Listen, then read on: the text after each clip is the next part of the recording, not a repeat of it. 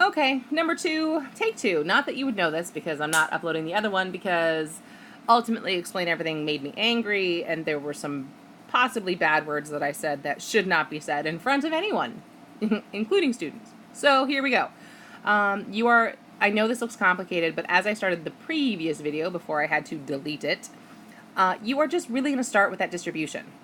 Okay, just distribute that, and honestly, go to your calculator. Type into your calculator -3/2 times 11/7. Like, do it as much on the calculator as you possibly can. There's no reason for you to get lost in the details of this when you know the general idea of what you're doing.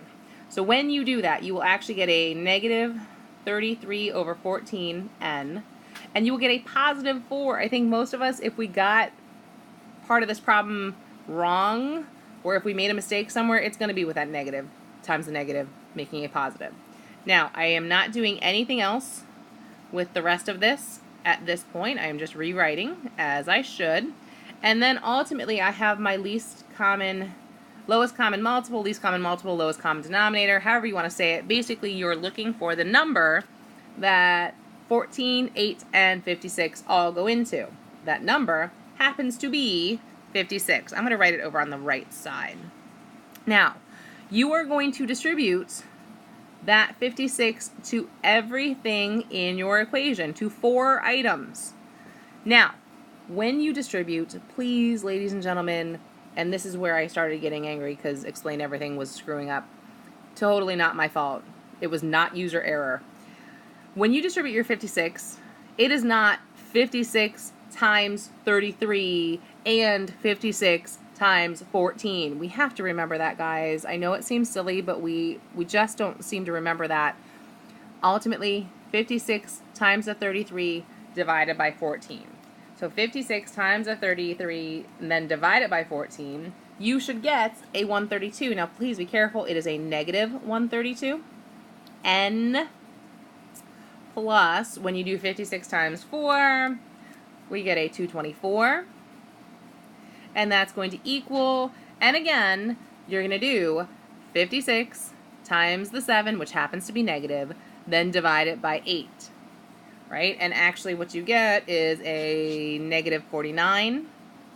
And then ultimately, the very end, the 56 in the numerator and the 56 in the denominator are just going to cancel out, so you just get a 141 for your last term. At that point, it is just a straightforward, simple, nice, easy breezy cover girl. Isn't that easy breezy, beautiful cover girl kind of an equation?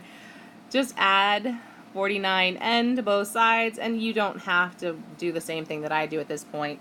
But I just tend to like to have my variable on the left side. So I've got a -83n plus 224 equals a 141.